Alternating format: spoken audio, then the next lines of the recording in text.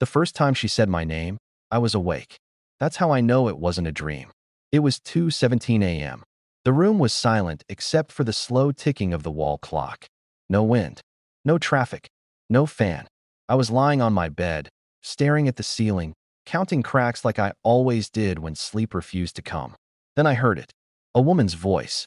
Soft, close, almost gentle. Daniel. My chest tightened instantly. I sat up, heart pounding, eyes scanning the darkness of my room. The door was closed. The window was locked. No one was inside. I whispered, "Hello." Silence. For a moment, I convinced myself it was my imagination. Maybe my mind playing tricks. I lay back down, forcing my eyes shut. Then she spoke again, clearer this time. Slower. "Daniel, open the door." Every muscle in my body froze. No one in this apartment complex knew me well enough to stand outside my door at night. I had moved here 3 months ago, kept to myself. No friends, no visitors. And yet, she knew my name. I got out of bed, each step heavy, my heartbeat loud enough to feel in my throat. I pressed my ear against the door. Nothing. No breathing. No footsteps. I checked the peephole. The hallway light flickered weakly, illuminating an empty corridor. I didn't open the door. That night, I didn't sleep. The next morning at work, I tried to laugh it off. Stress. Insomnia. Maybe I had spoken my own name aloud. But deep down, a cold certainty sat in my stomach. Someone had been there. That evening, my neighbor across the hall, Mr. Harris, was being carried out on a stretcher. Dead. They said it was a heart attack. Sudden. Painful. He had collapsed near his door, his fingers curled like he had been clawing at something. I noticed something no one else did.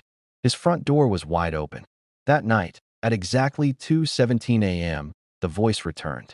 But this time, it wasn't gentle. "Daniel," she whispered, right behind my bedroom door. He didn't open it. "You will." I didn't go to work the next day. I sat in my living room, lights on, television muted, staring at the front door like it might start breathing. My mind kept replaying the way she said my name. Not threatening, not angry, almost disappointed. By evening, I decided I needed proof that I wasn't losing my mind. At 2 a.m., I started recording on my phone.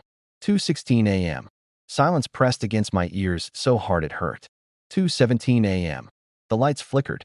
Then, "Daniel." The phone slipped from my hand. Her voice wasn't muffled. It wasn't distant. It sounded like she was standing inches from the microphone. "Why are you hiding?" she continued. He screamed. I backed away from the door, shaking. "Who are you?" I managed to say. She laughed. A low, broken sound, like someone trying to laugh with a crushed throat. "Ask the man downstairs." I didn't understand what she meant until sirens cut through the night. An hour later, police cars crowded the parking lot. An ambulance followed. A woman from the apartment below mine had died. Not peacefully. They said she had been found in her bathroom, nails torn and bloody, skin peeled back, where she had tried to claw something off her chest. Her eyes were open so wide they had ruptured blood vessels. Cause of death, suffocation. No signs of forced entry. No signs of struggle with another person. That's when I realized something unbearable. She wasn't killing randomly. She was moving closer. At 2:17 a.m. that night, she didn't speak. She knocked. Once. Slow. From the inside of my door, the knock didn't come again. That was worse.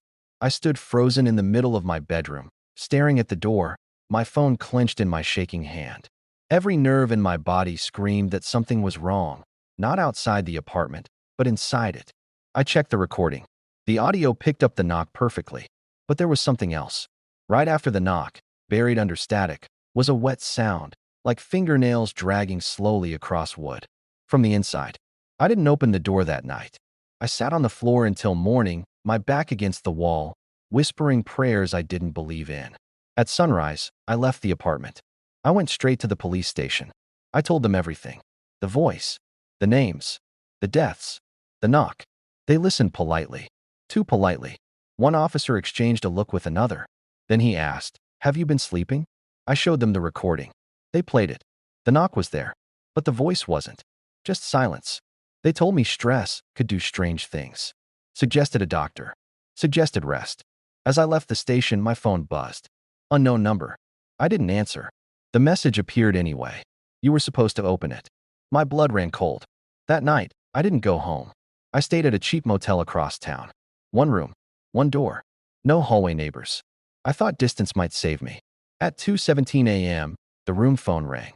I stared at it, my heart pounding so hard it hurt. The phone rang again. I picked it up. No breathing. No static. Then, "Daniel," she said softly. "Running makes it worse." I screamed and slammed the phone down. The lights went out. Total darkness. Something heavy dropped onto the bed beside me. The mattress dipped. I couldn't move. I couldn't scream.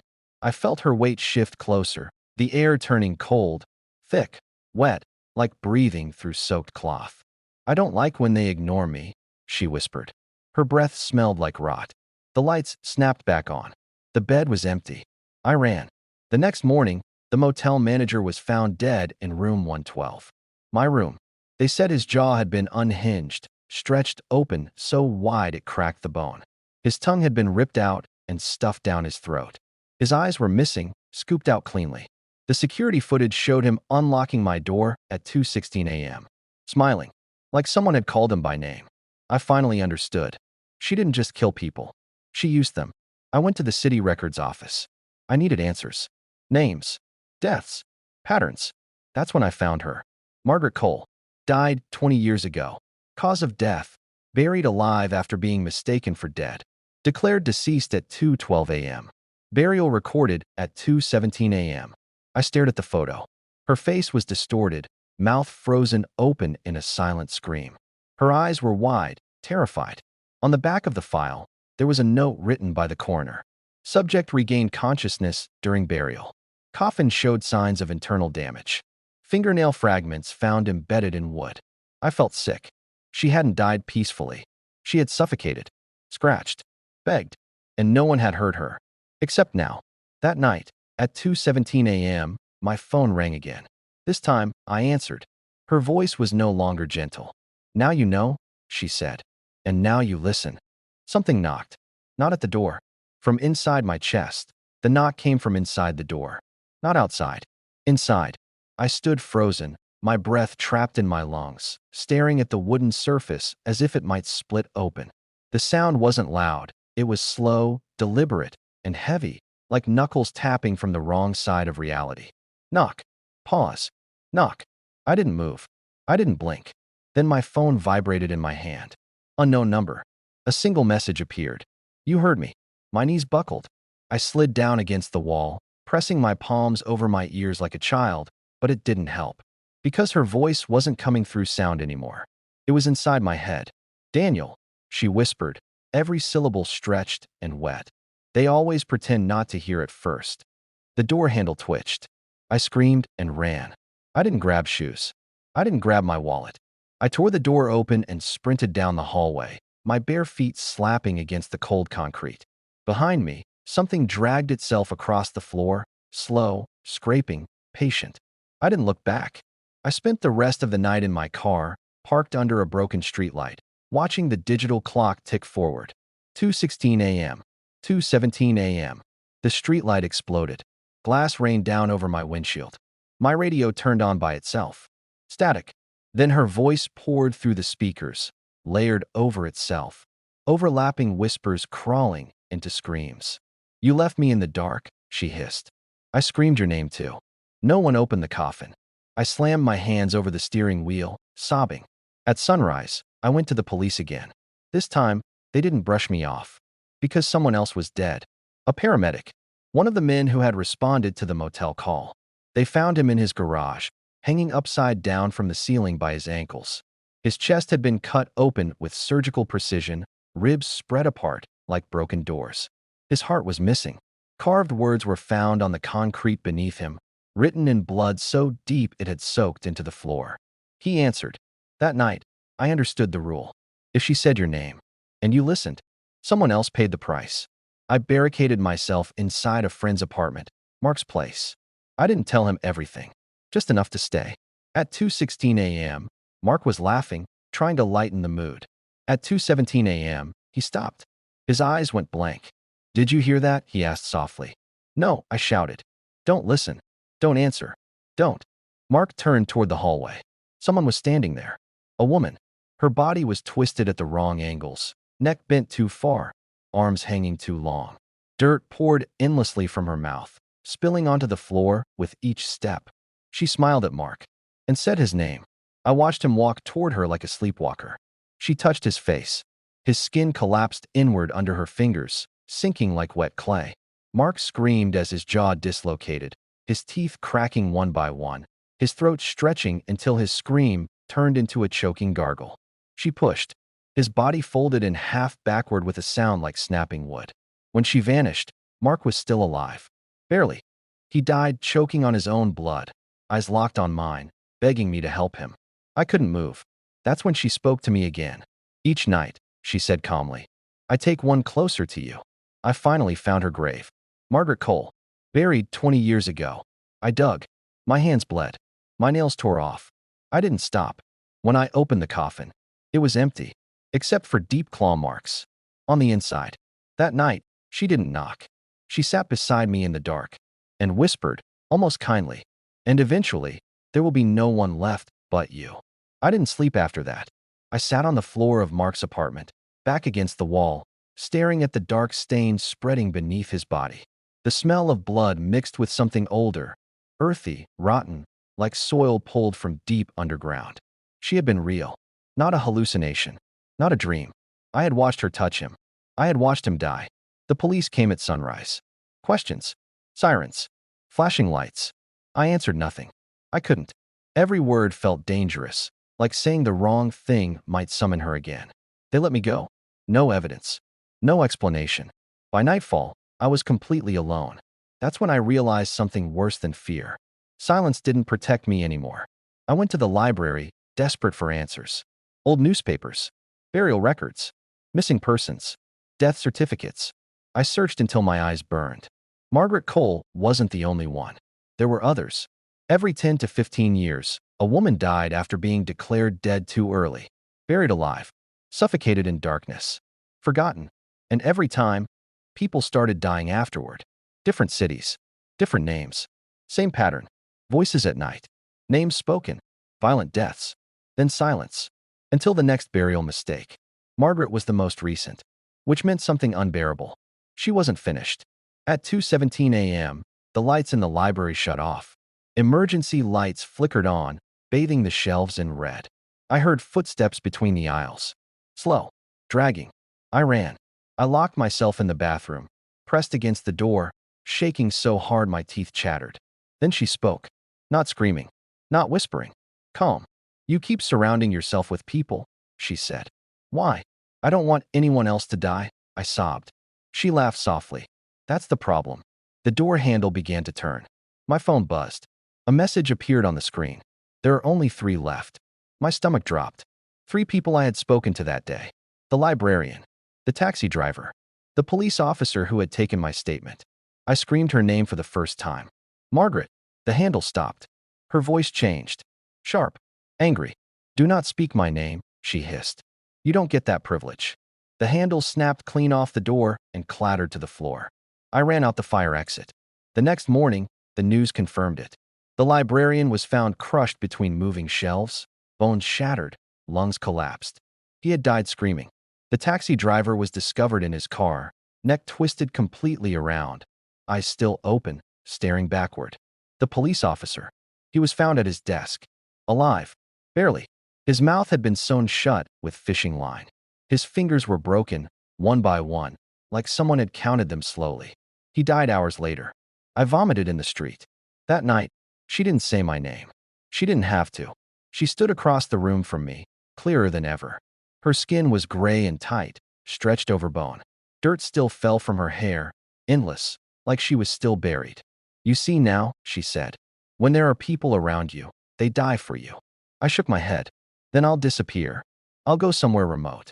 No one around. Her smile widened. You misunderstand. She stepped closer. When there is no one left, there will be no one to save you. The walls around me began to close in, not physically, but the air thickened, crushing my chest. I felt soil filling my lungs, imagined the weight of dirt, the panic of no air. Her memories were becoming mine. She reached out. I screamed. The ground beneath me split open. For a moment, I was underground, inside a coffin, nails breaking, lungs burning, mouth full of dirt. Then I was back, alone. Gasping. On my phone, a final message appeared. Tomorrow night, you will be the only one left. And then you will answer. I tried to destroy my own hearing. That was my plan. If she needed me to hear her, if answering her was the final step, then I would take that away. I bought industrial ear protection from a construction supply store. Phone plugs, noise-canceling headphones. I layered them until my head throbbed. I checked into an abandoned farmhouse miles outside the city. No neighbors, no roads nearby, no people left to die for me. Just silence. At least, that's what I thought. Night fell heavy and fast. The farmhouse groaned with age, wood popping, walls breathing like something alive. I sat in the center of the room, knees to my chest, staring at my phone clock. 2:10 a.m. My heartbeat was deafening inside my skull. 2:14 a.m. I shut my eyes and forced my mind blank. No thoughts, no words. 2:16 a.m. Pain exploded in my ears. Not sound, pressure. Like invisible hands pushing inward, deeper, crushing. I screamed, but I couldn't hear it. Blood began to trickle down my neck. Then I felt it. A vibration. Low, rhythmic. Footsteps. I opened my eyes. She was standing in front of me, closer than ever. No whisper, no voice. Her mouth moved anyway. And somehow, impossibly, I understood her. You don't need ears to listen. She reached forward and pressed 2 fingers against my forehead. My skull split with agony. Suddenly, I wasn't in the farmhouse. I was underground. Inside the coffin. Her coffin. Darkness pressed against my eyes. Would scrape my knuckles. My lungs burned. Every breath tasted like dirt and rot. I felt her panic. Raw, animal terror, as she screamed until her throat tore. I felt her nails break. I felt her teeth crack as she bit the wood. I felt the exact moment she realized no one was coming. I ripped the headphones off, vomiting violently. She was still there. Closer. Her face inches from mine. You carry it now, she said, not with sound, but directly into my mind. My death. My waiting. The farmhouse lights flickered on. Every mirror on the walls reflected her standing behind me. Not one reflection showed me. Something knocked beneath the floor. Hard. The wood split open. Hands burst through. Human hands. Dozens of them. Rotting. Bleeding. Scratching upward. Bodies dragged themselves out of the earth, screaming without sound. Faces twisted in agony, mouths frozen open. Every person who had died because of her. Because of me. They surrounded me. One grabbed my ankle. My skin peeled away in his grip like wet paper. Another clamped onto my arm and bit, tearing muscle free. Pain exploded through my body.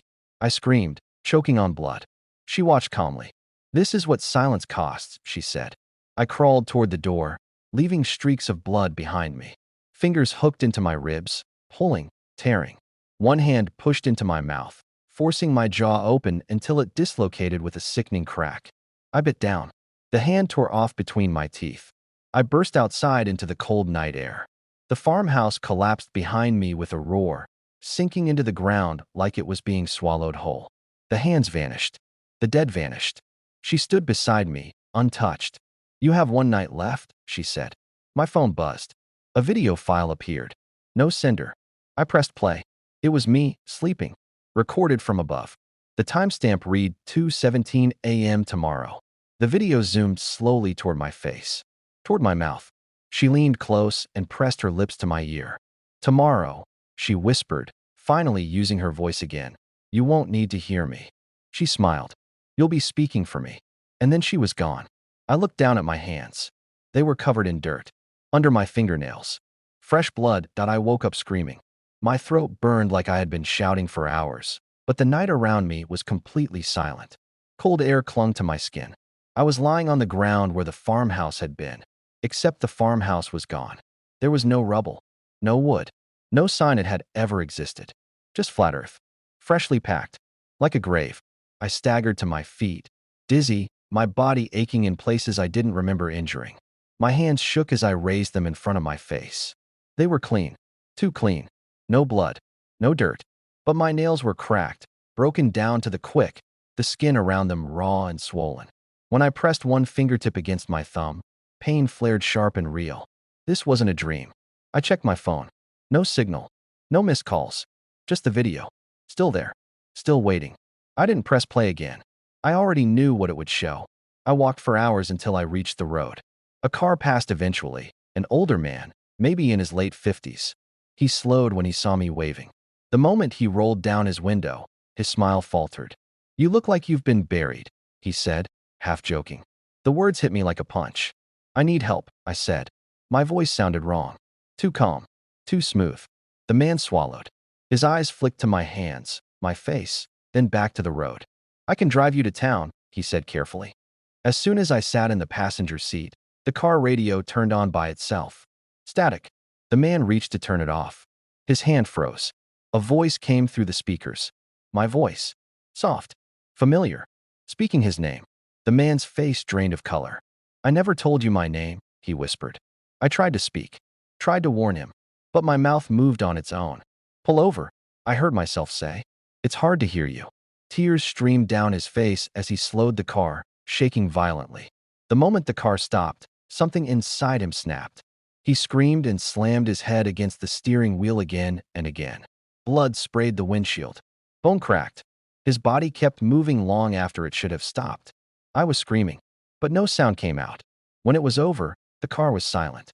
The radio clicked off. I was alone again. I stumbled out of the car and vomited until my throat felt raw. My reflection stared back at me from the shattered side mirror. My eyes looked wrong. Too deep. Too empty. At the hospital, they asked questions I barely heard. Nurses whispered to each other when they thought I wasn't listening. Machines beeped steadily, too steadily. At 2:16 a.m., the lights dimmed. At 2:17 a.m., every monitor in the ward flatlined at once. Patients convulsed in their beds, choking, clawing at their throats. One man tore open his foreline and bled out screaming. Another smashed his own head against the metal rail until his skull split. I stood in the center of the chaos, untouched. Watching. A nurse grabbed my arm. "What did you do?" I tried to answer. Her eyes went wide. She dropped to her knees, hands clamped over her ears, screaming my name. Blood poured from her nose, her eyes, her mouth. She collapsed, twitching violently, then went still. I ran. I locked myself in a bathroom and stared at the mirror. The reflection smiled before I did. Behind me, she appeared. Margaret, clearer than ever. "You're learning," she said proudly. "You don't even need me to speak anymore." "I didn't want this," I sobbed. "You never do," she replied. Neither did I. She stepped closer, her reflection overlapping mine. "Our voices fit perfectly," she whispered. "Because they're becoming the same." I felt something tear inside my chest. Not flesh, but identity. Memories slipped. Faces blurred. Names tangled together. Her death felt closer than my own birth. My phone buzzed. A new video. I pressed play without meaning to. It showed me standing in a dark hallway, speaking gently, calling someone by name. The timestamp read 2:17 a.m. tonight. I checked the clock on the wall. 2:12 a.m. I covered my mouth. Her hands closed over mine. "You don't stop this," she said softly. "You continue it." The lights went out. And in the darkness, I heard myself whisper someone else's name that I decided to bury myself. Not as a metaphor. Not as a threat. Literally. If the curse began in a coffin, then maybe it could end in one. Margaret had been trapped between life and death, aware, screaming, unheard. I believed the voice needed a listener who still existed on both sides. So I chose to step into that space willingly. I drove until the roads disappeared and trees swallowed the sky. An old cemetery sat beyond a broken fence, forgotten, half sunk into the earth. Headstones leaned like exhausted men. No lights. No sound. Perfect. I brought a shovel. Every strike into the soil felt wrong, like the ground resisted me, thick and wet despite the dry night. My arms burned. Blisters split. Blood soaked into the dirt. With every scoop, whispers brushed the edge of my thoughts. Not words, just pressure, like breath against my ear. "Don't." Too late. Mine. When the hole was deep enough, I stopped. It was coffin-sized. I lay down inside it. The earth was cold against my back. I placed my phone on my chest, screen facing up, recording. If I didn't come back, someone would find it. Someone would know. I laughed at that. There was no one left. I pulled the dirt over myself by hand at first, then with the shovel. Each load stole more air, more light. Panic clawed at my throat, primal and immediate. This was real. When the last layer fell, darkness crushed me. The silence was unbearable. Then, the knocking began. From inside my skull. Not on wood. Not on earth. On bone. I tried to breathe slowly. My lungs burned. My chest spasmed. Then she spoke. Not beside me. Not above me. Inside the coffin. Inside me. You finally listened, Margaret said. Do you feel it now? The dirt shifted. The coffin walls pressed inward though there were none. My ribs bent with a sickening crunch. Pain exploded through my body as pressure squeezed me from every side. I screamed.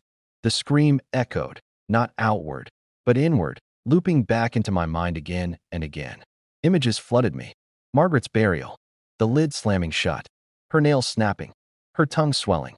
Her lungs tearing themselves apart, trying to pull in air that didn't exist. I lived it all. Every second. Every failure. You don't end this by dying, she whispered. You end it by becoming. Something moved in the dirt with me. Hands. Mine, but not mine.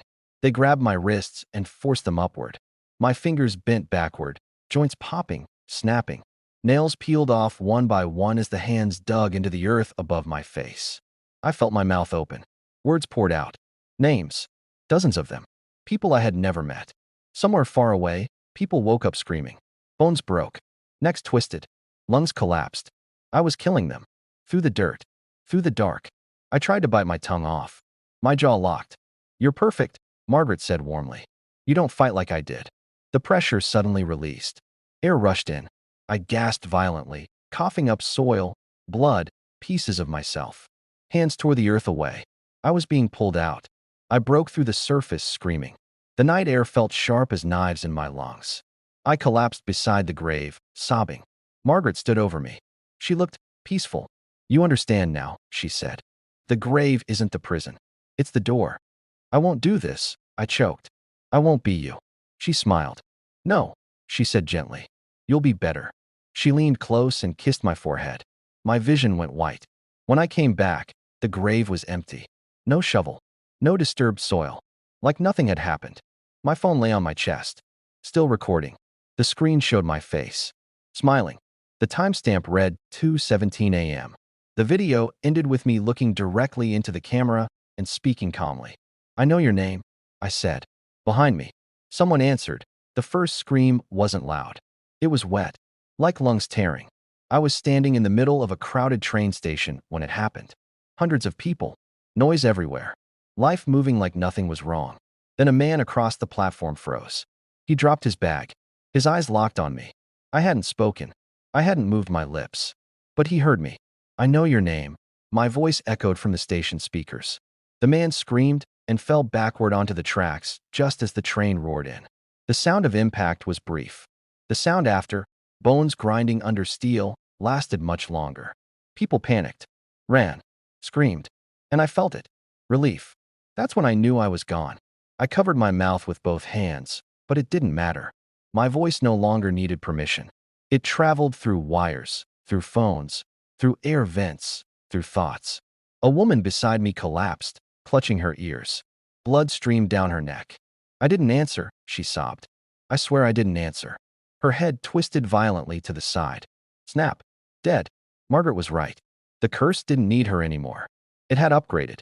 I ran into the restroom and locked myself in a stall. My reflection in the mirror was wrong. My mouth moved a half second after I did, like it was catching up. You're enjoying it, I said to myself. No, I whispered. Liar. The lights flickered. Every stall door slammed shut at once. Screaming filled the restroom as women cried out, begging, choking. One by one, they fell silent. I heard bones crush, flesh tear. Something slammed bodies against tile walls until they stopped moving. I forced my eyes shut. When I opened them again, the restroom was empty. No bodies. No blood. Just wet footprints leading to the mirror. My phone rang. I answered without touching it. My mother's voice came through. Daniel, why are you calling me? My heart shattered. Hang up, I begged. Please. Don't listen. I can't hear you so clearly, she said. You sound calm. Are you okay? I screamed. The scream came out of her phone. She dropped it. I heard her gasp, choke, claw at her throat. I heard her die. Something inside me broke permanently. I ran into the street, screaming for help, but every person who looked at me stopped, stared, listened, then died. Some collapsed instantly. Others suffered. One man tore his own ears off. Another smashed his head into a wall until his face was unrecognizable. Cars crashed. Buildings burned. Sirens wailed endlessly. And above it all, my voice. Calm. Clear. Calling names. I collapsed to my knees. Stop, I whispered. My reflection appeared in the glass of a nearby building. Not Margaret. Me. But hollow. You wanted it to end. The reflection said. This is the end. No, I sobbed. This is hell. The reflection smiled wider than any human mouth should. Horror doesn't end, it said. It replaces. The ground beneath me cracked open. Hands dragged me downward, not dead hands. Living ones. People who were still breathing. Still screaming. They pulled me into the dark with them. The last thing I heard before the earth swallowed us all was someone whispering my name. The city was silent. Not normal silence. Wrong silence. No cars. No footsteps. No distant shouts. Just nothing. I ran through streets that were still crowded hours before. Now empty. Windows shattered. Doors hanging open. Smoke curling from overturned cars. The air thick with the metallic stench of blood. My voice, my cursed voice, was everywhere. I could hear it echoing back to me through walls, through pipes, through minds. Anyone who heard it died. And now, everyone had. I turned a corner. A child was on the ground, clutching a doll. Eyes wide, unblinking. I didn't move. I didn't have to. Daniel, I whispered involuntarily. The child screamed. Its head twisted backward, neck snapping so perfectly that the body stayed upright for a moment, then crumpled. The doll fell, soaked in blood. I ran faster. Buildings loomed like tombstones. Windows shattered as if they were breathing. Shadows moved inside them. Not real shadows, but shapes that weren't human. Watching me. I reached a hospital. I expected life, noise, chaos. Instead, empty corridors. Beds ripped apart. Blood streaked down walls, smeared into messages I couldn't read. And a faint whisper followed me. Not Margaret's voice. Mine. People began to appear from nowhere. Survivors, I thought, until they stopped moving. Faces twisted, eyes bulging, mouths wide open. They clawed at themselves, ripped fingernails off, bit off ears, slammed heads against walls. I could feel them suffering, all of them, at once. I turned a corner and saw him. A man standing still in the hallway, perfectly intact. His chest rose and fell, eyes wide. I didn't hear anything, he whispered. His head snapped. Teeth shattered under his jaw. Blood exploded from his eyes. I screamed, but my scream didn't leave my mouth. The voice in my head kept speaking names. Thousands of names. My voice. Everyone I had ever met, ever seen, every life I had ever touched, gone. I tried to shut it out. Tried to close my eyes. But the world itself had become the coffin. From the floors above, screams began to echo. Not far away, everywhere. The dead were moving. Not walking, not running. They crawled, dragged themselves across the concrete, across glass, across blood. Faces peeled off as they reached for me, clawing, tearing. Limbs bent backwards. Bones snapped like twigs. Their moans became silent as soon as they opened their mouths. But I heard every one.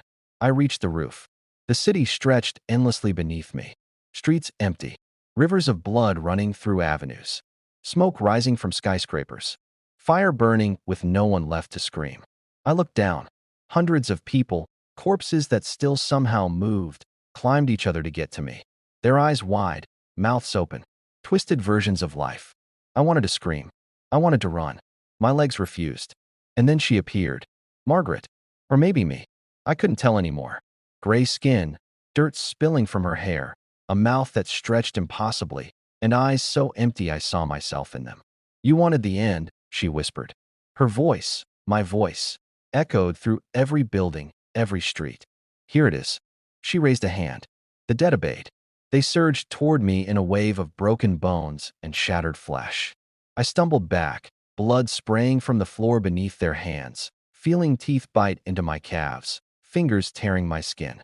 I tripped over a body. Its face melted in front of me, skin slipping like wet paper. I tried to fight. Clawed, kicked, bit.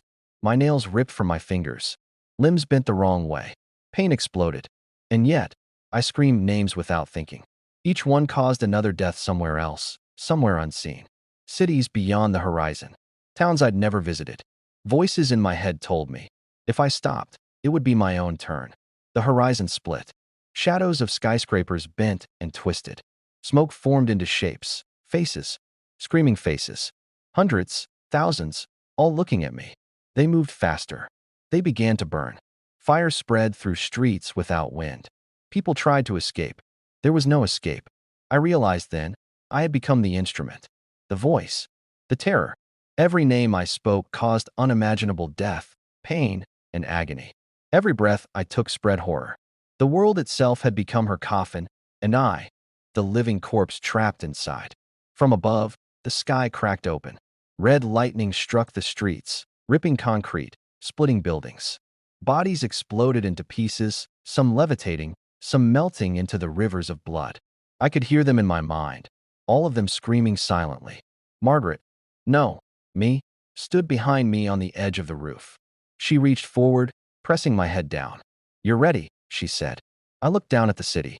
Rivers of blood, streets littered with broken bodies, smoke and fire, twisted screams everywhere. The living and the dead indistinguishable. And then I understood. There was no one left to save. There was no one left at all. Only me. And my voice. The city was dead. Air thick with smoke and blood. Rivers of black and red twisted through streets. The sky burned with fire, clouds writhing like screaming faces. Every building was cracked, every window shattered, every street littered with corpses, some still moving, some disintegrating.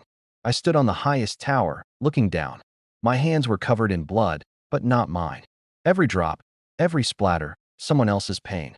My voice had become a weapon, a plague, a curse that traveled faster than thought itself. I wanted to stop. I tried. It didn't matter. Names spilled from my lips without permission. Not consciously. Not even hearing myself. Every syllable caused agony somewhere else. Cities on the other side of the world convulsed. Streets tore open. Cars flipped. Buses crashed. Buildings collapsed. People clawed themselves apart. Their screams never left my ears, yet I felt them in my bones. From behind, a shadow moved.